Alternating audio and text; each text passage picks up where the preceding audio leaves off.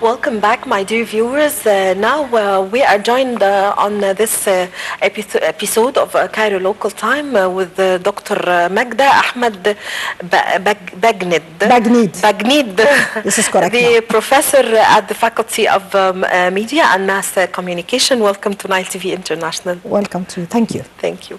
We are going to talk today about the social media that recently have become an arena for hatred, not an arena for fruitful discussions and debate and exchanging point of views. Sure. How do you see this? First of all, let me say Happy Women's Day. Thank you very much. Because today is Women's Day. Yeah. So we're celebrating something great for women. Course. And we have to give her the full support. Of course. Social media, the media in general, you have to be careful while dealing with media. It started maybe better than we are nowadays. At the beginning, people had the code of ethics that they have to follow. They have their own ideas of presenting the right, to give the right word, to have the honesty of presenting the truth. But things, as they change, some of the facts are twisted.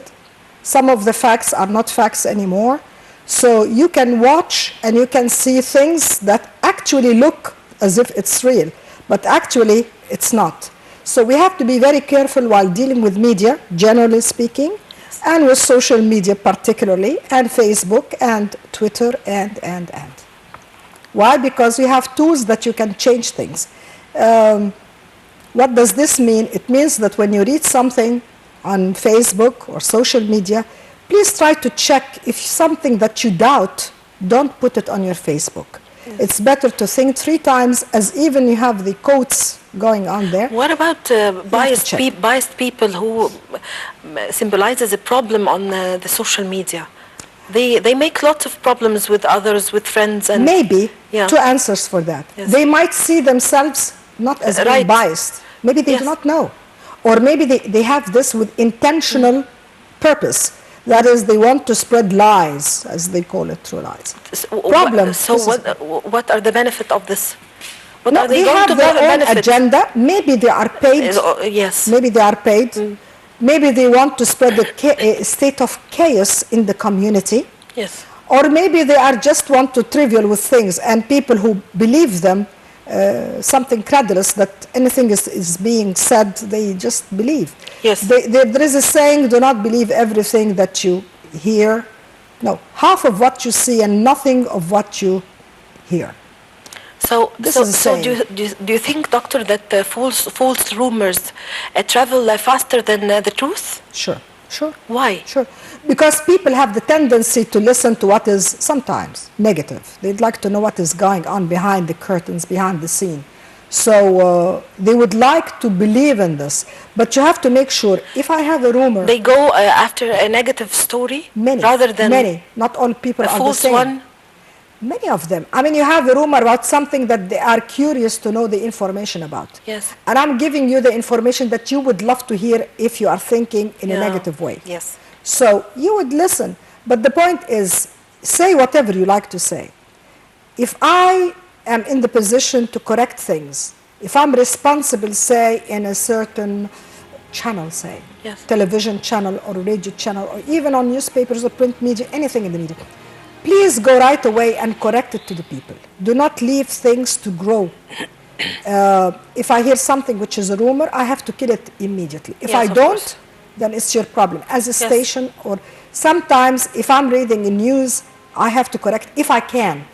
I'll tell you something. Some of the journalists, even on social media, even on the Facebook, they write something believing that this is true.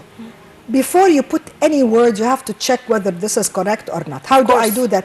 I have to check several sources. Is this correct? Because sometimes people will take it right away and they will publish it or post it in their own. Maybe the source is a very important thing. I mean, not only the source, the person. If I'm someone that the people can trust, they are going to believe what I'm saying. This is good, but if they know me, but sometimes your source that you trust, sometimes he is given that kind of information believing that this is true, but it could be twisted. Again. Yeah. I remember at one point there was a very popular, very well-known journalist. And I said, can I know your sources? And he was upset with me. I didn't mean to be negative with It's him. your right. I mean, he's a friend on Facebook, and I just wanted to know because I wanted to write further on this topic. Yes, to extend. He didn't say anything, but later on somebody asked him the same question. Yes. Can I know your sources, sir? And he was really upset. So I knew that he was upset. But the point is, if somebody will tell me, Magda, what you're putting, did you check this? Are you sure of what you're telling? I might be upset because I may be misunderstood and I printed it or I posted it. But I would go back. Yeah. Once it happened to me that I quoted a source. And somebody said, watch out, this is not correct. I spent something like half a day until I knew the truth. Searching, yes. And after that, I said, never again, I have to check because I lost already half a day in order to. And I said, I apologize. You were right. The source was somebody with an agenda. It was even about the former President Obama that he gave his final speech. And he did not. He did not. But yes. he said things that would make you believe what he said is true. Yeah. Okay? So I said, it must be So correct. And it was we not. are going to watch now a report about lies and how much it's spread very quickly. So let's watch. The Administrative Court upheld the decision by the Minister of Interior to implement a limited surveillance project named Security Risks of Social Media Platforms, according to a statement by the Interior Ministry. The statement read that the project will be limited to monitor certain users that impact the country's security. The project was brought to life in accordance with Law Number 89 of 1997, which regulates tenders and auctions. It aims to identify people that could be harmful for society and analyze various opinions. While this decision would affect the rights and freedoms guaranteed by the Constitution, such as freedom of expression and the right to privacy and freedom of information, these rights and freedoms, though guaranteed, are conditional of national security or public order, is deemed to a risk, according to the ministry. The ministry previously said that it only monitors individuals who represent harm for the country, and even that is only done after taking legal measures. Earlier, the Parliament discussed a legislation to regulate the use of social media after a member of Parliament made a request to the Speaker to bring the matter to discussion. The Parliament member said that social media was meant to create a democratic social dialogue, but that it crossed all the red lines. He added that the social media websites have turned into an environment of privacy breaches, threats and inciting violence, especially Facebook. Research study revealed that a lie can be travel halfway around the world before the truth have got its boots on, or so the saying goes. And new research has sought to prove just how long it takes to fact-checking to catch up. On average, it takes more than 12 hours for a false claim to be debunked online, according to two recent projects that compared how falsehoods and truth spread. One study analyzed rumors on Twitter and found that a rumor that turns on to be true is often resolved within 2 hours of first emerging, but a rumor that proved false takes closer to 14 hours to be debunked. Another study looked at how long it could take for a fact to check or an article to be published as a countermeasure to a fake story. It found a characteristic lag of approximately 13 hours between the production and the misinformation and that of the fact-checking. The studies use different methodologies and look at different elements of the online rumor and misinformation ecosystem, but they both provide evidence that falsehoods spread for hours and take hold online before being debunked.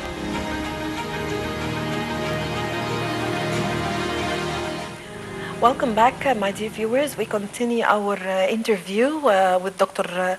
Magda Ahmed Bagnid. Okay, it's okay. I know it's a problem. Yes, no, it's not a problem. She is the professor at the Faculty of Mass Communication. Yes.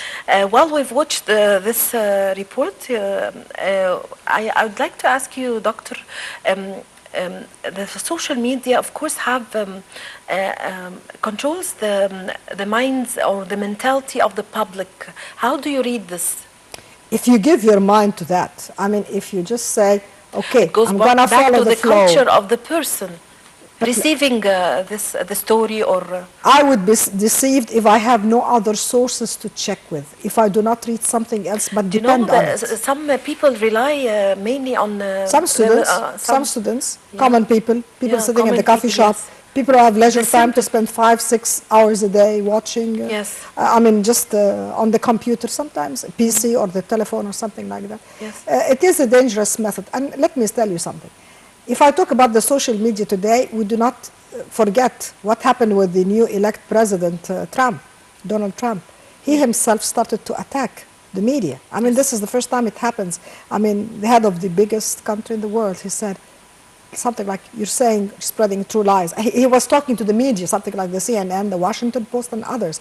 And also he said he does not want people to interfere. Even at the White House, he banned some of the newspapers and the media even to enter and cover this. And he said something, I talk to the people, to my people, to the American people, through my Twitter because nobody's going to interfere. And this is funny, when you hear somebody's attacking the media, this is something big, it's like a taboo that you would attack the media. Yes. Why? Because it's supposed to help you to give information to the people, but he said, you're giving false information. Yeah. And I do not know whether to say he was courageous enough to talk in this way, but he opened the eyes of the people that even the media could lie. And many people, when they said something like that, they believed him. I remember in my trip, one of my trips in the US, I was talking and I say the media was lying. And people said, amen. Yes. Believing what I'm saying. I said, the media is lying. And when I shared something like that, even something about, I think so, the CNN, again, I got the feedback from my friends at the Facebook, American friends, to say, we believe you, amen, they do. Yes. So and how be does this careful. is considered a dangerous thing for the national security of a country? Of course, when it comes to national security, as I told you before, Amal, okay, as I told you before, you have to come up immediately and talk and correct the information. National security is a red line, although I do not like to use the word red line because everybody is using it. I don't mean but that it's a people is must. going to attack it. No. Become affected. Yeah. They become affected and they believe it. If something happens like that, I have to explain to the people, by the way, guys, here is the story. I mean, not straightforward, but No, but tell through them. the false stories. Rumors. It's rumors. Rumors, yes. You have to kill it from the very beginning because if you wait, it's going to be too much. And we have lots of programs. You know, watch in the evening in our television. Yes. I'm not talking about local station, I'm talking about everybody, even the satellite station. When they present many programs without mentioning names because it's plenty there. Yes. They talk about the topic itself, you know. So you have to, they will show you the story and this is what happened. Unless you're sure of what you're presenting to the people, you are going to be held responsible for misleading those who are following you. Not everybody reads and writes. We know that. Not everybody is very well educated. We know that as well. So what you have to do is give the information, maybe not in a direct way, but at least tell them the truth. If you keep your mouth shut, that's too dangerous. How can the authority or the country Get people in the media control? to talk in the right way. I mean, I'm not talking about professors. Yes. People who are, you know, speaker, okay, a well-eloquent speaker who does have the information. Present programs that have this kind of information to tell the people what is going on. Yes. Once you do that, you will kill the rumor, and at the same time, you will inform them. But all of it is so that people does not deviate from the right track of the information. Definitely, because they will deviate because they do not know the truth. Yes. Once you have the truth is there, and you would tell them, things will stop على طول, right away, as we say in Arabic. Right away, it will stop. Because, for example, this false stories or rumors could affect tourism in a country. It does. Yeah. It affects everything. Yes. And also, And concerning Egypt, what would this do to our tourism? it did. It already did. That's We're what I suffering would from like this. to- What we're doing is spending too much in order to improve the image of Egypt. People say, some people, Yes. bad guys and the good guys. The bad guys are giving bad information about the country. Although if you search a little bit more, you find that it was not the truth what they're saying. But there is an aim, a hidden agenda to some, to corrupt Egypt. And we have to know. All I know is that as an Egyptian, I have to defend my country. And I have to take care of this Egypt. If I do not and others do not care, It's not in Yeah, our. because we It's not in rely our on tourism as a good. national income One for of, the country. I mean, yes. It's very important. Look at Will Smith when he came to Egypt. Yes, of course. And Yeah, such things are. I posted this picture. People were happy around the world. You So know, how can we use the social media to be publicize, yes, make marketing for our tourism But in fact, and you know, to push these the people wheel when of they tourism come, in Egypt. See, when Will Smith, when he came to Egypt, Yes. you do not need to tell him do this and do that. Yes. I mean, the guy was very happy. He took several pictures by the pyramids, huh? Yes. And then he used, say, Instagram or the Twitter or whatever, Facebook. Just by publishing, you become international. It will send a message right away, immediately, instantaneously, to the rest of the world. I'm not talking about Egypt. Egypt is safe. Why don't you go and visit? And when he was talking to Dr. Zai Hawass, he said, why don't you come? He said, I was worried about the safety. But now I can come, and I promise you I'm coming to visit Luxor and Aswan. Yes. When Dr. Zai Hawass was talking to him. Yes. This is one thing. And when Macy came to Egypt, the same thing. His image beside, behind him, the pyramids. I mean, what more could you see? It's just a glamorous Good marketing, view. of I mean, course, yeah. it makes you want to go and visit. And also Merkel, German Chancellor, when she came with President Sisi, and both of them were standing, and behind them is history, beautiful history. Yes. And I love very much the lightning of the Sphinx and the pyramids and the blue color at the background. I mean, I put it, and many of my friends shared it immediately because it's something beautiful. This is true Egypt. Yes. Egyptians are nice people, and I'm not saying that something that I have to say, but Friendly I feel people. it. Yeah, friendly. I mean, they are friendly people, nice people, peaceful people, but from time to time things change. Some bad guys come, like in the movies, the villain and the good guy, and so it happens. So we have to protect Egypt, and we have to give the true image of the country itself. Yes. People coming like these celebrities, they will encourage others to come to your country. Yeah, and what about the economic situation? How does the media affect our economic situation in a way or another? Well, you're talking about... People always complaining about the high prices and... It is high prices. Okay, Yes. let us face it. Yes. I know one thing. It's everywhere. in We the world. had a heavy burden. The president of Egypt does have a heavy burden here. Yeah. Meaning but speaking that about you the have to issue improve. in a pessimistic way. Well, It's not because good for- people, okay, let's face it, people are suffering because this is unexpected. You know, Yes. when you floated the Egyptian pound here, yes. everything you go, the problem is when you buy something, there is no control here. People will tell you everything is expensive. I buy it expensive, I have to sell it to you in this expensive way. Yes. So people are, not everybody could afford to pay. So this affected all sorts of the society, everybody, every level in Egypt. But it will take time until things will improve. But this step should have been taken place earlier, and maybe the problem came that the media did not pave the way for this step. If people would knew in advance that there will come a time very soon that we have to do this, the dollars, is getting higher. If you give an idea to the people about it, I think they would have accepted it more. But people here are accepting because of one thing. People want security. You want security in Egypt. We do not want to go back. Look, 4 or 5 years ago, what happened to Egypt? The situation was terrible. So we have to thank God, and we have to help, and people must work. People are not working. They are not working. Look at the We have Syrians coming to work Egypt. more, What of are they course. doing? They are working very hard. Others are sitting in the coffee shop. Lazy. Yes. Yani, Yeah. something like that we have to take care of. So how can a person verify the true story from the false one that is published through the social media? Go to the internet, Yes. something like Google, something like, Yeah. okay? And then write, search, look to it, and then you'll get all the story. So we need this, Doctor, It's the easy. mentality of searching. The Tell Egyptian them. person always takes the Instead of news this and fun win easy money, tell them Yeah. how to search for the truth so that they can know. I mean, but sleeping like this and watching, I mean, I know people the sitting person from inside 24 should be hours. keen on searching. 24 hours sitting and watching Yes. their mobile phone and what is happening. Yeah. Every 5 minutes they open. It becomes an addiction. It's a Yeah. problem. It's a problem. Yeah, of course. So how do you evaluate the social media in general? Pluses and with minuses. its positives and negatives, is it worth or Listen, it could be fun if you like taking to in publish consideration that information. it's let out? for people to exchange point of views and Fine. yeah. But you become addicted, I'll tell you. Yeah. I mean, because you're waiting for an answer for somebody, what people are going to say. People are using the media for different reasons. Sometimes you'd like to get information, so Yes. you'd write something, who would know such and such a thing? People, you have special sites, you know, and links that will tell you about, you like to buy something, they will give you the information.